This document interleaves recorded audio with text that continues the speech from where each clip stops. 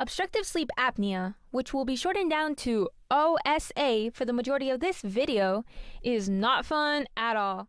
If you like sleeping and you love breathing, then OSA is 100% a big no-no. But what is obstructive sleep apnea?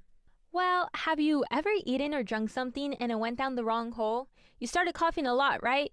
That's because the part of your throat where air goes in, called the pharynx, gets blocked. Now, imagine something like that happening while you're asleep, but not because of food or water. Instead, a muscle in your throat gets lazy, letting your tongue fall back, blocking your airway. This muscle is called the genioglossus. The genioglossus keeps your airway open, but when it relaxes, you stop breathing and your brain has to wake up to fix it.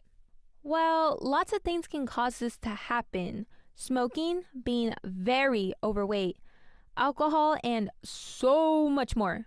But if you haven't already guessed from the title of this video, alcohol will be the main focus.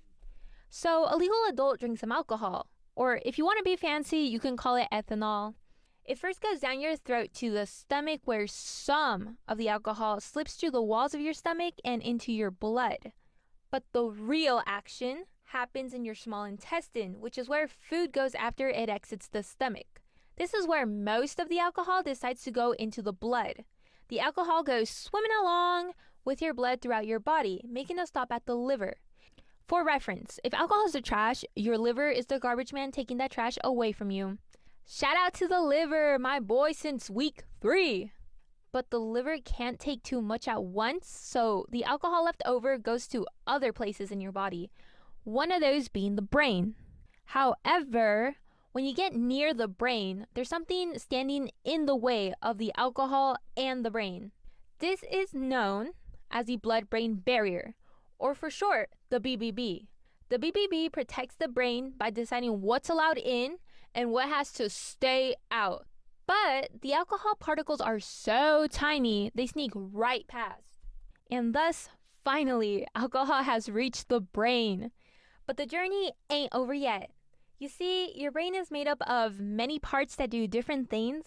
One of those parts includes talking to your genioglossus muscle. Alcohol walks right in and tells the medulla, you need to slow down. The medulla is just the box holding lots of different things. One of those things is called cranial nerve 12. What is a cranial nerve?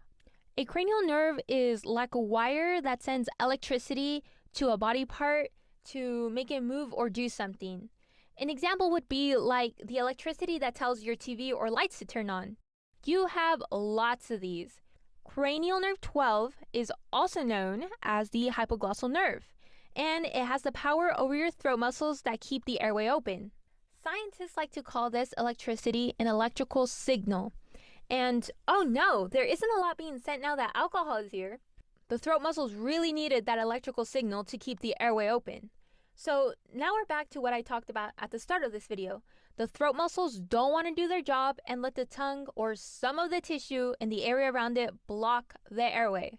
So when the airway isn't totally blocked, you're met with snoring, and all that delicious oxygen your body needs can't all go in, so your body ends up with less of it. And because your brain wakes you up in the middle of the night to fix the problem, people with OSA can feel very, and I mean very, tired during the day. Feeling sleepy isn't your only problem. Because you don't breathe as you should, OSA can hurt your heart, brain, and a lot of other inside body parts known as your organs. Some of you might have a grandparent that can't remember things too well, or at all. Well, OSA can hurt your brain so much that it becomes harder to remember things, or it can hurt your heart so much you get a heart attack. And while alcohol is not always the main reason for someone having OSA, it can definitely make it worse. Thanks for watching this video on the effects of alcohol on obstructive sleep apnea. My name is Fish, and I hope to keep bridging the gap between young learners and challenging concepts.